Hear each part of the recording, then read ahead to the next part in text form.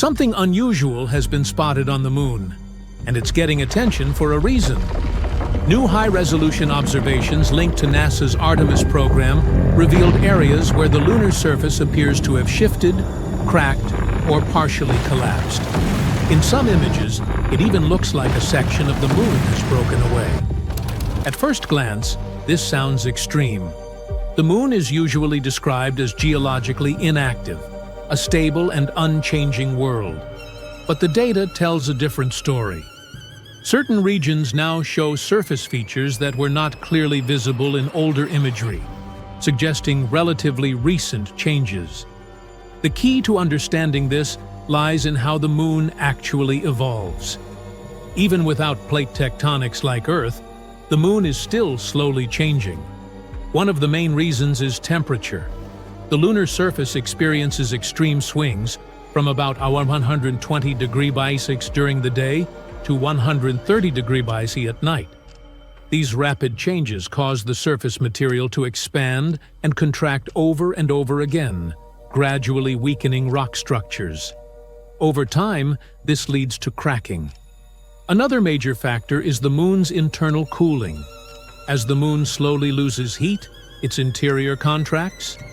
This process creates stress in the crust, forming features known as lobate scarps, which are essentially small cliffs or fault lines.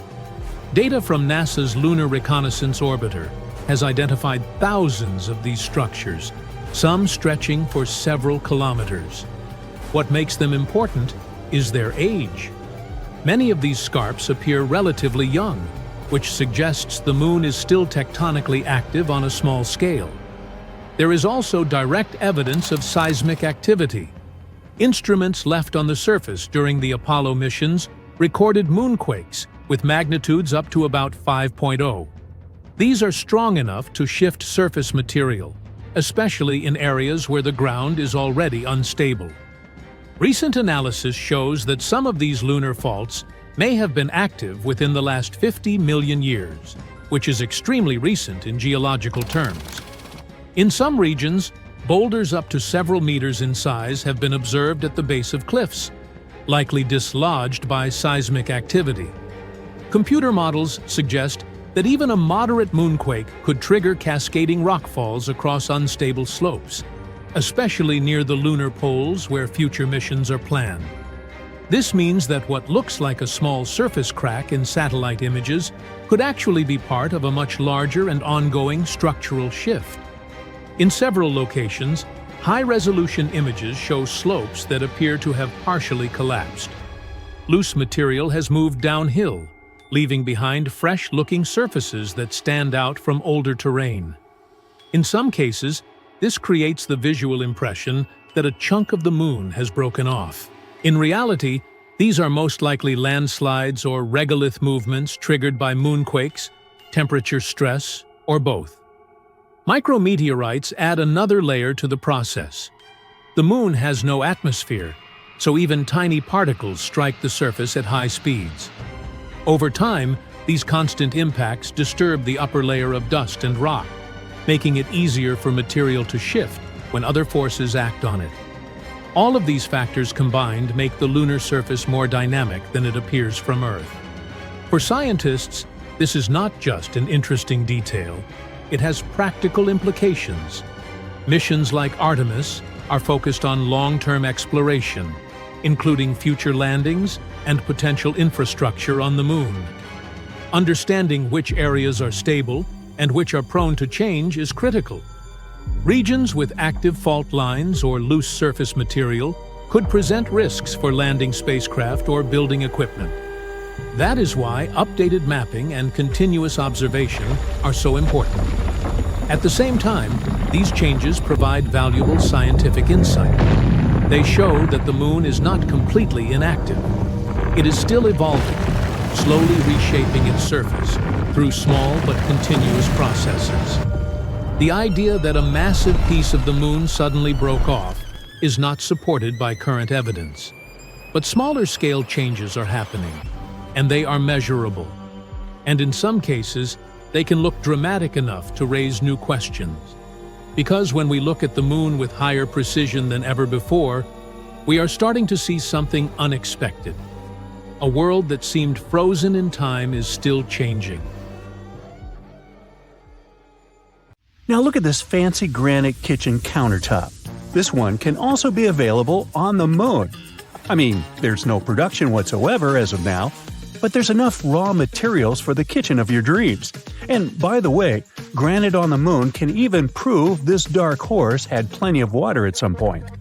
So it all started when scientists found this weird blob of heat on the far side of the moon. It's all because of a massive chunk of granite that's buried underground. Apparently, granite is pretty rare outside of Earth, so this is a big deal. According to the researchers, there's this old volcano on the moon that hasn't erupted in like 3.5 billion years. But it turns out it's still giving off some serious radiation. The scientists used a fancy new method with microwaves to measure the temperature below the moon's surface. They found this area that's about 31 miles across, where it's like 18 degrees warmer than the rest of the place. And it's right under a spot that collapsed and is full of silicon. It's not as thriving as Silicon Valley back on Earth, it's just a volcanic crater, but without all the lava spewing out. The scientists even compared it to those granite rocks you see in Yosemite, like El Capitan and Half Dome. You know, those giant rocks that look super majestic? Well, apparently, they're made of the same stuff. Researchers claim that granite is super common on Earth, but not anywhere else in our solar system. So, this could change everything we know about other rocky planets. Right, now we know there's granite on the moon, but why is that important to us? So, you know how granite forms on Earth? It's all thanks to water and plate tectonics teaming up to create these huge blobs of melted rock beneath the surface. But guess what? The moon doesn't have any of that action going on, which makes granite super rare up there. But this discovery could give us some clues about what the moon was like back in the day when it had volcanic activity. Without water, making granite becomes a real challenge. But somehow, some way, they found granite on the moon. No water, no plate tectonics, but still, we got granite. So what does that mean? Did the moon have water in this one spot? Or was it just ridiculously hot? I guess we'll need to give a tad more time for the scientists to figure it out. The water on the moon is an issue, though. Duh. As of now, the moon is bigger than the Sahara Desert, but somehow 100 times drier. Astronomers have been debating for ages whether there's any water on this celestial neighbor of ours. But in 2020, NASA's SOFIA mission finally confirmed that there is indeed water on the sunlit part of the lunar surface. Turns out those grains of lunar dust have little molecules of H2O hanging out on them. Back in 1645, when people first started gazing at the moon, they were fascinated by these dark spots all over its surface. Dutch astronomer Michael van Lengren even made a map and called these spots Maria, which means seas in Latin. Sorry, Michael, they're just actually plains of basalt from ancient volcanic eruptions, but we still use the term Maria today. In 1892, an American astronomer named William Pickering discovered that the moon has practically no atmosphere. No clouds, no atmosphere, no chance for water to stick around. So, scientists started thinking that the moon was as dry as a desert. But then, in the 1960s, a theoretical physicist named Kenneth Watson came along with an idea.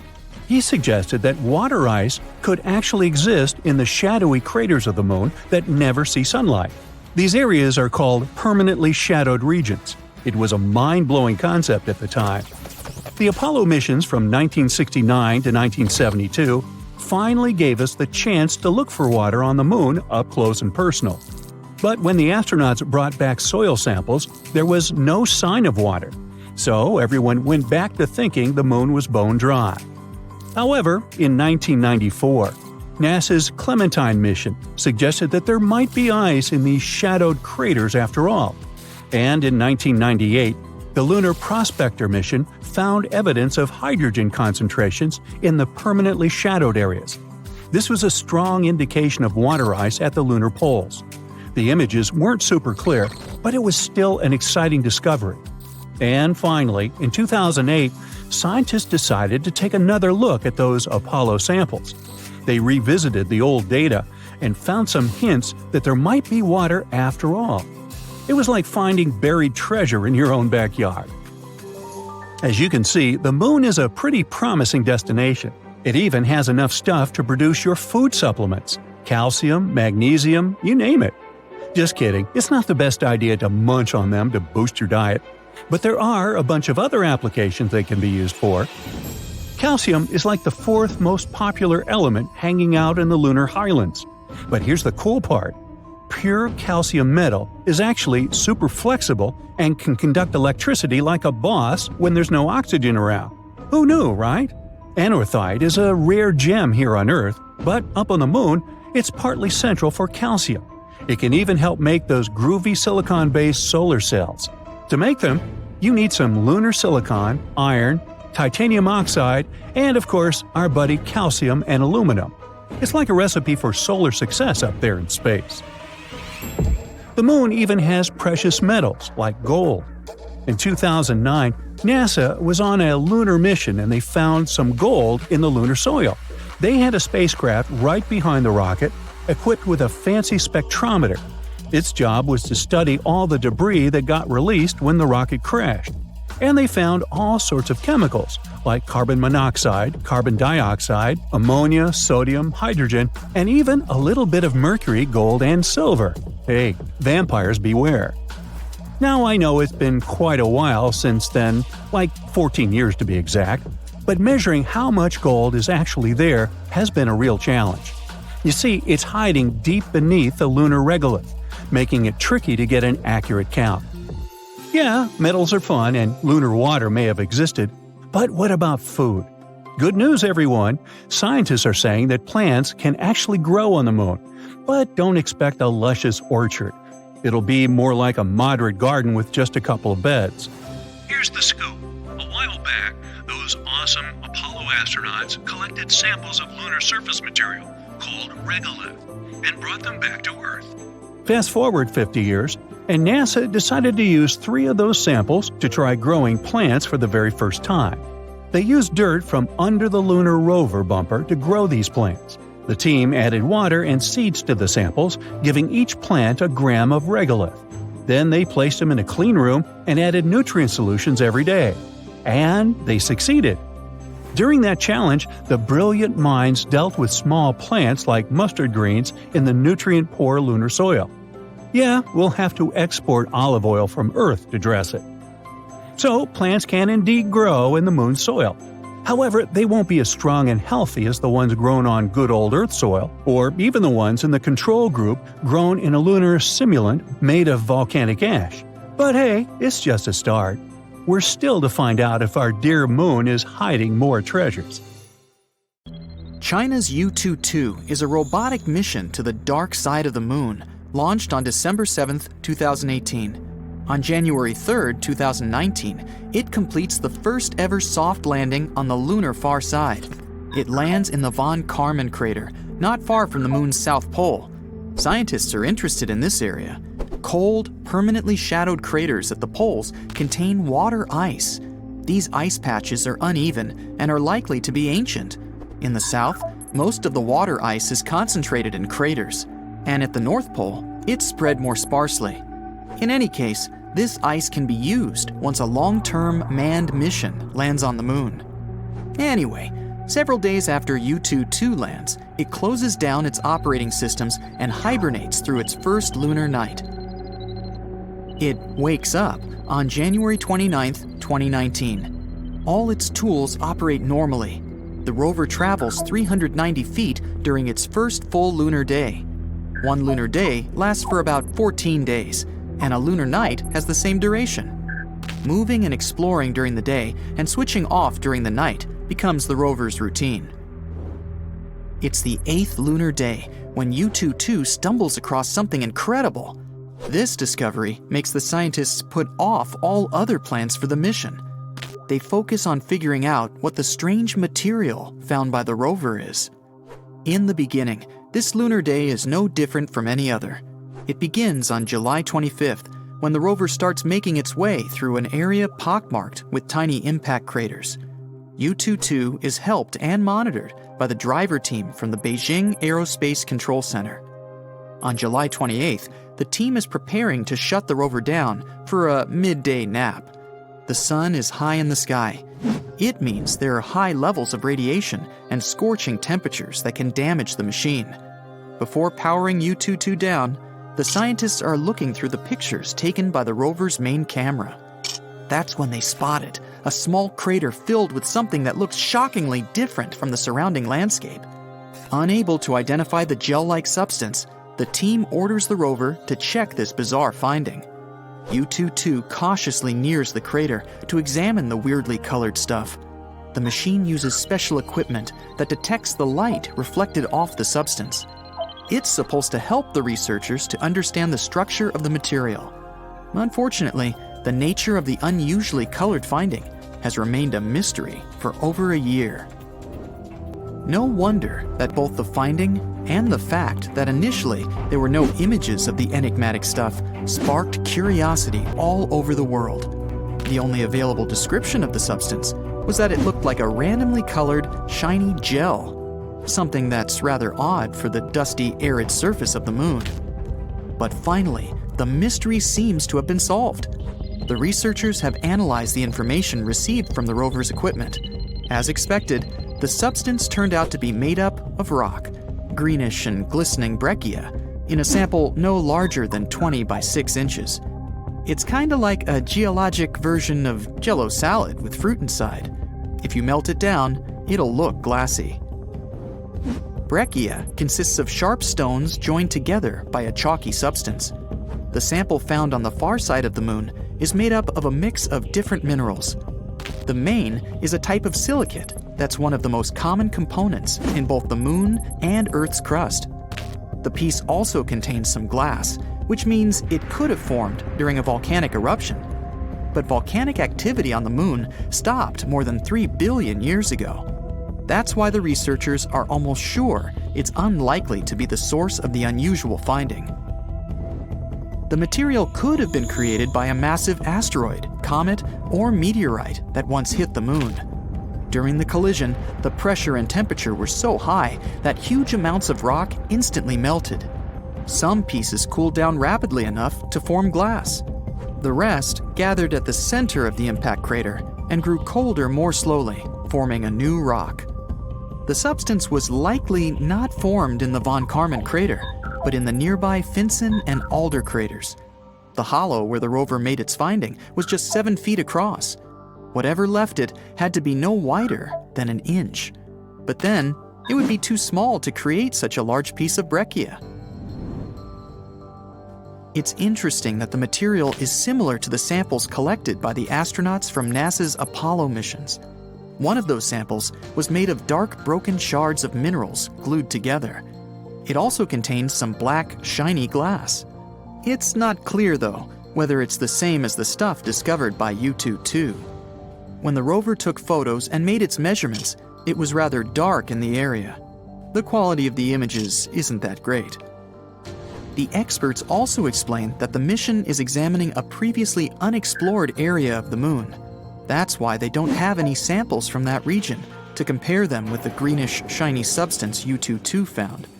But if their guesses turn out to be true, then the far side of the moon might have more in common with the Earth-facing one than we used to think. But what's so special about this dark side of Earth's natural satellite, and why can't we see it? It's all because of the phenomenon known as tidal locking. Earth's only natural satellite rotates around its axis once in 27 days. It's the same amount of time it needs to go round our planet. That's why you always see the same face. To be precise, 59% of the moon's surface is visible to people. It means that you can catch glimpses of the satellite's far side at some times of the year. The moon's side we can't see is quite different from the one facing Earth. It doesn't have dark spots that are visible at night. Those are lunar basaltic plains called lunar maria. They were created by ancient volcanic eruptions. Those happened about 3 to 4 billion years ago. Instead of plains, the far surface of the moon has countless craters and tall mountains. One of the ideas about such a striking difference between the two sides is based on the collision theory. It claims that billions of years ago, Earth collided with another planet or some other massive space body. After that, the debris from this collision crashed with something that would later form our moon. That's why the satellite's landscapes differ so greatly. A more recent theory suggests that the Earth-facing part of the moon is warmer because of the heat radiated by our planet. During the period of volcanic eruptions, it was cooler on the farther side. That's why the minerals there became solid faster. They formed a protective layer shielding the moon's insides against the meteorites. But each impact left an impressive crater. At the same time, a much softer crust on the front-facing side of the moon spewed lava every time a meteorite hit it. After this lava cooled down, it covered the impact craters. Even though the far side is often called dark, both sides get almost the same amount of sunlight. The side we see looks a bit brighter because of the glow coming from Earth. There are two reasons why people are interested in exploring the far side of the moon. After leaving our planet, many radio waves get blocked by Earth's natural satellite. If astronomers could build their radio and optical telescopes on the dark side, they would get much more data. There would be no problems with any kind of interference. The telescopes would also be shielded from the glare of daylight coming from our planet. If telescopes were set up inside craters, they would also be protected from solar radiation. Astronomers would be able to get an incredibly clear view of the far regions of the universe. Plus, scientists believe there are great amounts of helium-3 on the opposite side of the moon. Earth is protected from solar winds that carry this gas by its magnetic field. But our natural satellite doesn't have such a shield. That's why experts believe the moon can be a perfect place for helium-3 mining. This rare element can be later used as the fuel for fusion reactors. This is a typical crater on the moon. It's here because, once upon a time, an asteroid crashed right into it. Yep, a lunar crater forms when an asteroid, meteoroid, or a comet slams into the moon's surface. And as you can see, it's happened a lot. But one crater formed in a very different way. But then, how did it form? Well, let's rewind a bit. There's a widely accepted hypothesis that the moon itself is a product of collision, just like all these craters. But that collision was way tougher. It happened over 4.5 billion years ago when a huge Mars-sized planet called Theia crashed into Earth. That event threw a bunch of debris into orbit. Eventually, it came together to form the moon. Now, for a while after that, the moon was basically a giant ball of lava. But because the early moon was very close to Earth, our planet's gravity kept squeezing it, making it even hotter. In the end, though, the moon drifted farther away, cooled down, and formed a rocky crust. Now, moving on, about 4.3 billion years ago, an asteroid the size of a small country, like Nepal, way bigger than the one that wiped out the dinosaurs, slammed into the moon's far side. It left an enormous crater called the South Pole Aitken Basin. It's up to 5 miles deep and about 1,500 miles wide. For comparison, that's roughly the distance from New York to Dallas and deep enough to swallow Mount Everest. Now, scientists think that impact may have dug up and scattered some ancient stuff from deep inside the moon. A mixture of materials nicknamed creep, short for potassium, rare earth elements, and phosphorus. It's like a chemical time capsule from when the moon was still a lava ocean. Now, you want to know the reason why this area could be even more scientifically interesting than we realized? You see, until recently, researchers believed the asteroid came from the south, slamming upward and spreading a bunch of radioactive material, that very creep, around the crater's northern rim. But after looking closer, scientists realized the impact actually came from the north, which means all that valuable creep ended up on the southern edge instead. And guess what? NASA's Artemis 3 mission happens to be targeting that exact southern region. Researchers started questioning the old southern impact theory when they compared the moon's crater with others across the solar system. mainly Mars's Hellas Basin and Pluto's Sputnik Basin. Here they are. See? All three have this bizarre teardrop or avocado shape, wide on one side and pointy on the other. And exactly that pointy end usually shows which direction the asteroid came from. In the case of the South Pole Aitken Basin, that means the asteroid hit from the north, not from the south. To confirm it, scientists dug into old data from NASA's Lunar Prospector mission. It orbited the Moon in 1998 to 1999.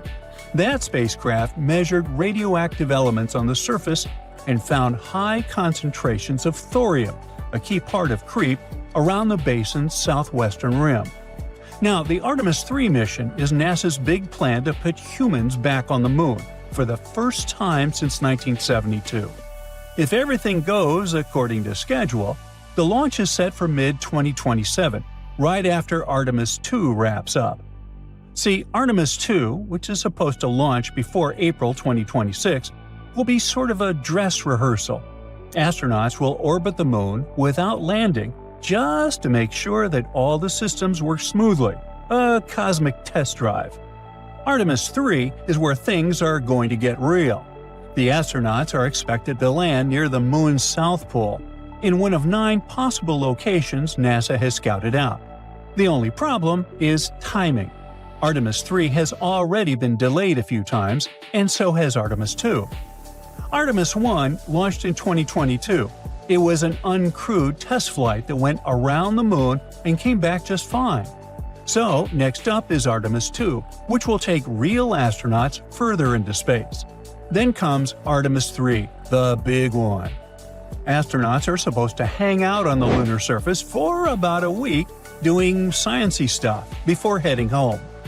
After that, Artemis 4 and 5 will build and expand a new mini space station orbiting the Moon. It's called Gateway. Think of it as a pit stop in space. Astronauts can dock there, live for short missions, do experiments, and prepare for landings. NASA's building it with help from the European Space Agency, Japan, and a few others. The astronauts are going to travel in the Orion spacecraft, launched by NASA's Space Launch System, a massive rocket taller than the Statue of Liberty and strong enough to fling people to the Moon. To actually land, they'll use the Human Landing System. SpaceX's Starship is supposed to take the first cruise down to the Moon's surface once it proves it can land safely. In the long run, NASA's not going to stop at the Moon. The big goal is Moon to Mars. Hopefully, we can use everything we learned from Artemis to build a lunar base and eventually send humans all the way to Mars. And who knows? Maybe when people land on the Moon, they'll be able to figure out another unsolved mystery: flickers, glows, or beams of light that sometimes illuminate our satellite. Let's dig deeper into this mystery, shall we? On the night of April 19, 1787, astronomer William Herschel spotted something weird: a bright light glowing on the dark part of the new moon. It shone for hours and was almost as bright as the Orion Nebula. What he saw probably was what scientists now call a transient lunar phenomenon, or TLP. Basically, quick little flashes or color changes on the moon's surface. TLPs can look like glowing patches, reddish or purple spots, or even hazy clouds that suddenly appear and fade away. Over the last 2,000 years, people have recorded around 3,000 of these strange moon flashes, using telescopes, cameras, or sometimes just their own sharp eyes. So, what's really going on up there? Well, there's no single answer. Lots of different things can cause TLPs, from meteor impacts to gas releases or even electrical activity. The length of the flash, which can last anywhere from a split second to several hours, gives scientists clues about what's behind each mysterious lunar light show. The super short flashes lasting less than a minute are most likely caused by tiny space rocks crashing into the moon. Even a meteoroid, the weight of a billiard ball, can hit the lunar surface hard enough to make it glow for a split second. The heat from the impact makes rocks shine and then quickly fade as they cool down. For a long time, Scientists suspected these quick flashes were caused by meteor hits, but they couldn't prove it until the 1990s, when high-speed cameras finally became common in lunar research. Even then, it wasn't easy to confirm. Short flashes could have just been camera glitches or electric noise. The only way to be sure was to catch the same flash from 2 or more places at once. Well, that happened for the first time during the Leonid meteor shower in 1999, when scientists recorded real impact flashes on the Moon. Later, we got more proof that the Moon was often peppered with space rocks. While the flashes seemed to cluster in certain areas, like Oceanus Procellarum, one of the Moon's big dark plains, that's likely just because of where scientists have focused their cameras. A 2024 study showed that meteoroids actually hit the Moon evenly everywhere. Now, flashes that last a few minutes are probably caused by something totally different – gas leaks from inside the Moon itself. Studies from 2008 and 2009 found that when gas like radon builds up under the lunar surface, it can suddenly burst out. Hey, I know how that feels. And when this radioactive gas escapes and decays, it gives off a faint glow we can see from Earth. Interestingly, those glowing spots often line up with areas where scientists have already found higher radon levels.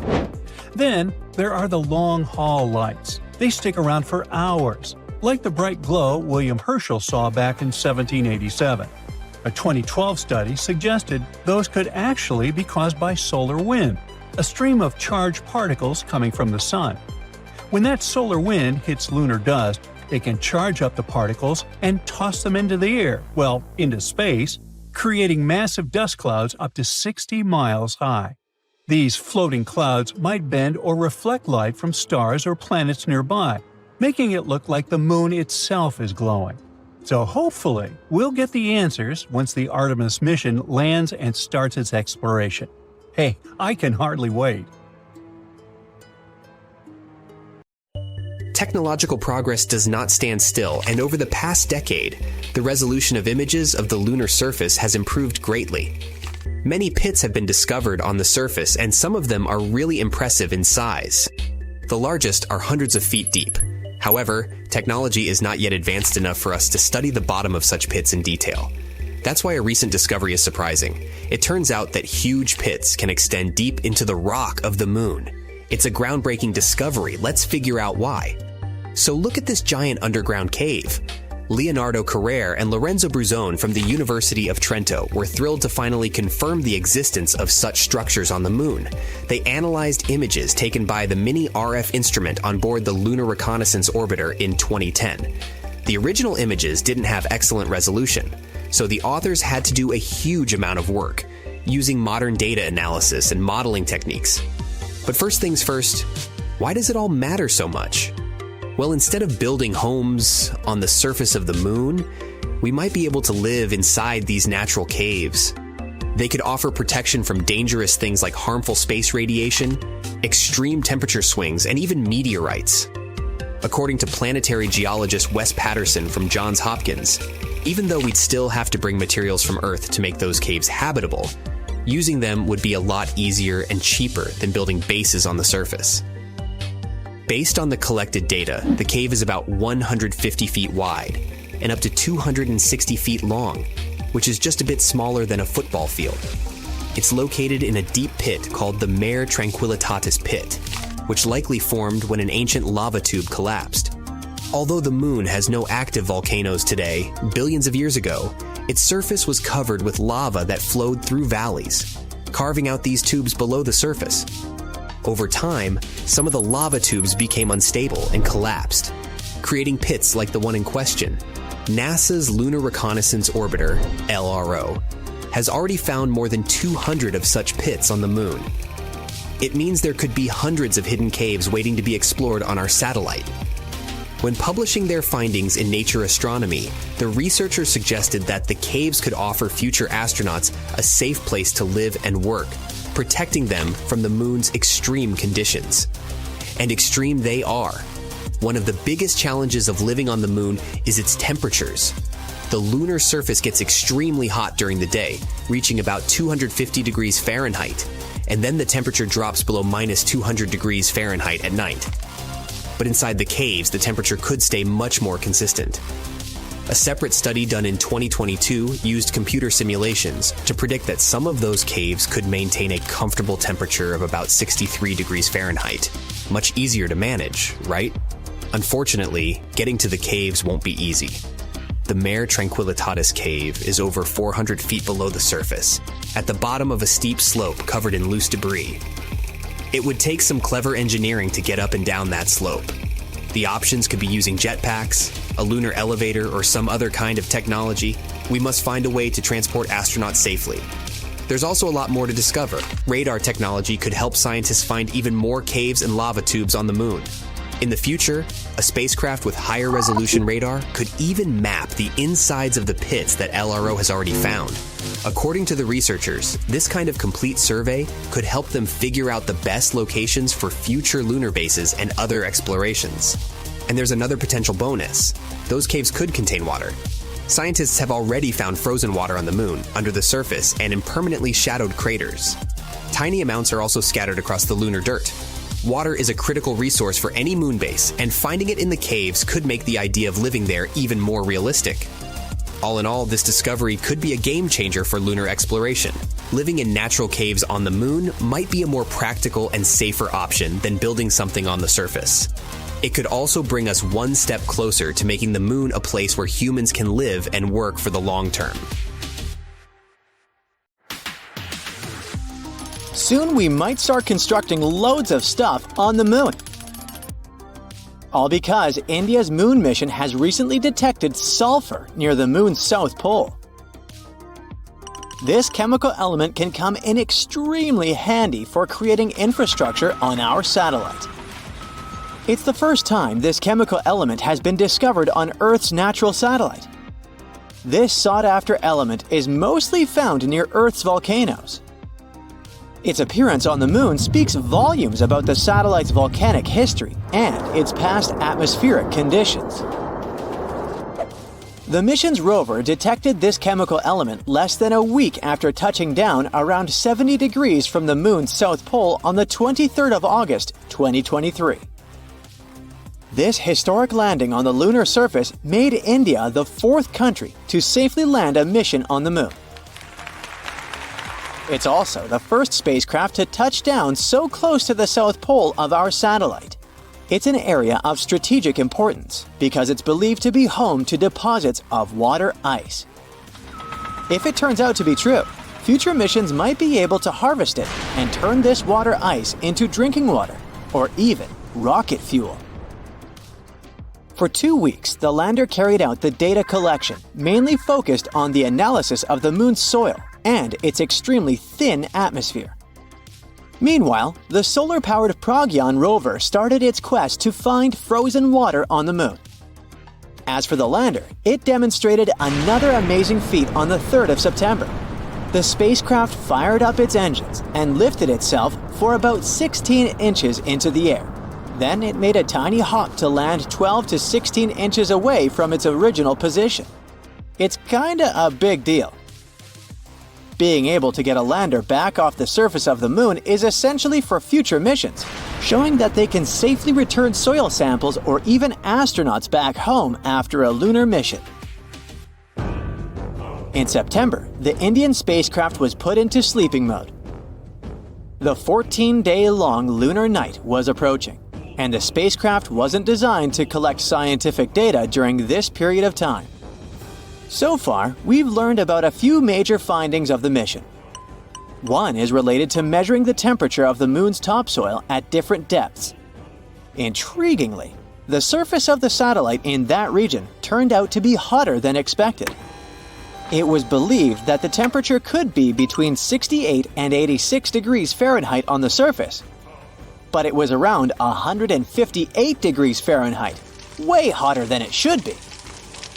The other discovery indicates the presence of several chemical elements, including oxygen. Besides, the data received from the spacecraft confirms the presence of aluminum, calcium, iron, titanium, silicon, and other chemical elements on the lunar surface close to the South Pole.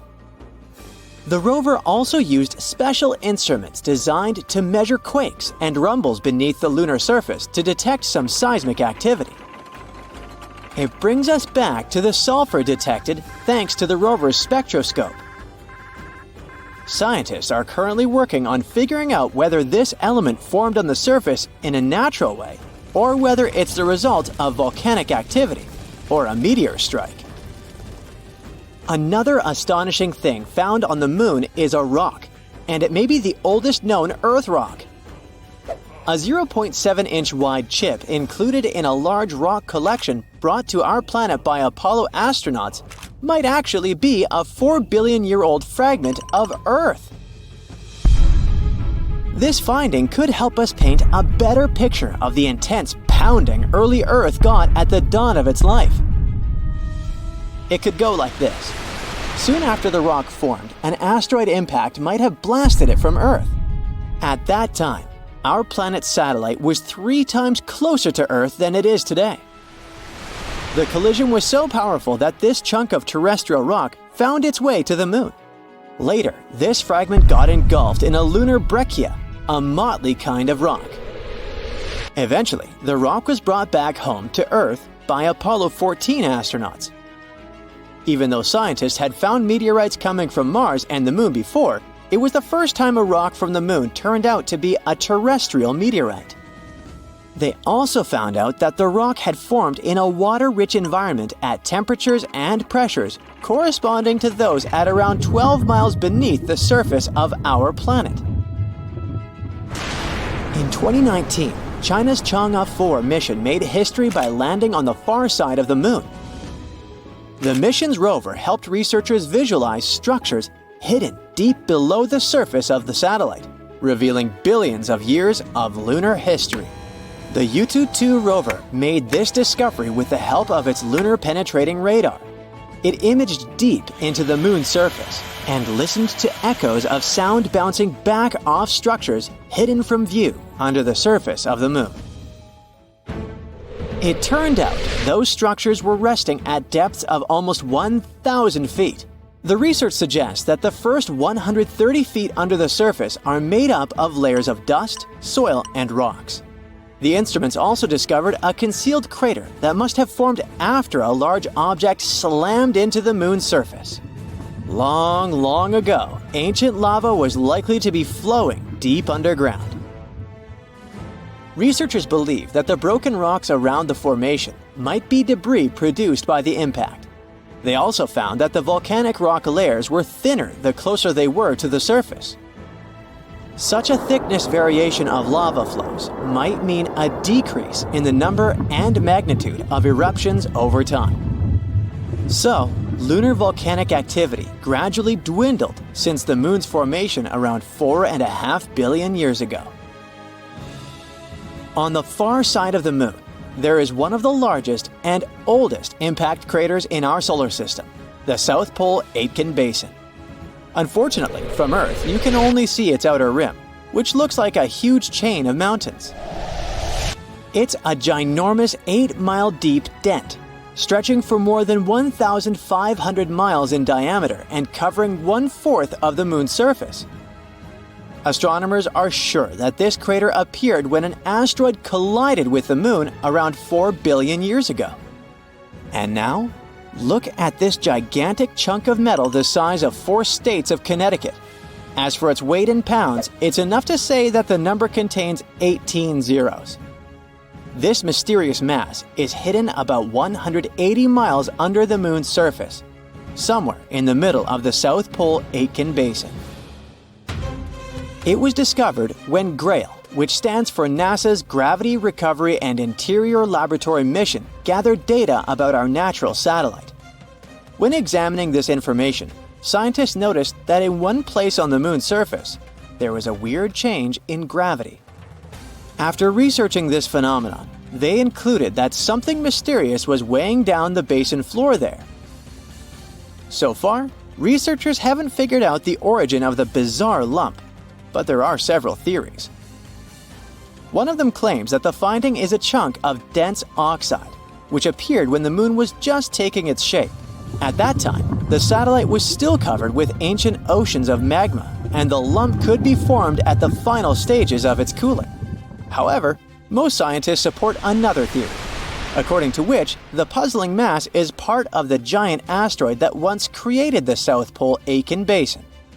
Since the thing is metallic, it's probably the iron-nickel core of the asteroid. There might be a labyrinth of lava tubes on the moon. Not so long ago, astronomers received the results of underground topography and discovered a massive cave under the surface of Earth's satellite. It could be the result of the lunar volcanic activity that happened more than 3 billion years ago. Streams of lava hardened, creating a thick, hard crust on the outside. But inside, it kept flowing, melting the rock and creating tunnels and caves. Numerous small pits in the moon's surface discovered by NASA seem to be the openings to such lava tubes.